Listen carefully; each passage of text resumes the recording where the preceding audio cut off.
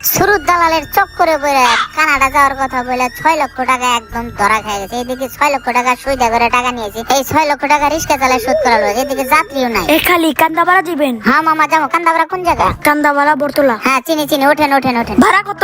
দিয়ে মামা 60 টাকা দিয়ে। আচ্ছা চলেন। ওঠেন ওঠেন, ইনা তুরতে ঘুরে যাবো। মামা বাজার খুব খারাপ, কি যে একটা অবস্থা, আন্দোলনের কারণে বাজার একবারে মান্দা। যাই হোক মামা আপনি রিস্কা তুলছেন, এই দাঁড়া বুকের উপর দিয়ে তুলে দিস না। যাই হোক গাড়িটা টান দিয়ে আস্তে ধীরে টানে, গাড়িতে একটু তেল দেওয়া লাগবে তো। যাই হোক উঠা পড়ি, পড়ে গেছি। মা আপনি নতুন নাকি? কি কোন মামা নতুন? আপনি তো ড্রাইভারই ছিলেন। আমি যুদ্ধের সময় থেকে আমি রিস্কা চালাই। আপনি চুপ করে বসে থাকেন, আমি একটা গান ধরবো। রিস্কাওয়ালাই আমি রিস্কা চালাই ঢাকা শহরে, আমার রিস্কায় আরে আমার রিস্কায় কত মানুষ অলি গলি ঘোরে। মামা বান্দরের মতো লাভ দেন, ভাড়াটা দেন। এই নেন ভাড়া নেন। দেন দেন দেন, ঠিক আছে মামা যান তাহলে। যাক রিস্কাটা নিয়ে কলা গাছে বাজারে যা বসে একটা বিড়ি খায় 10 মিনিট রেস্ট।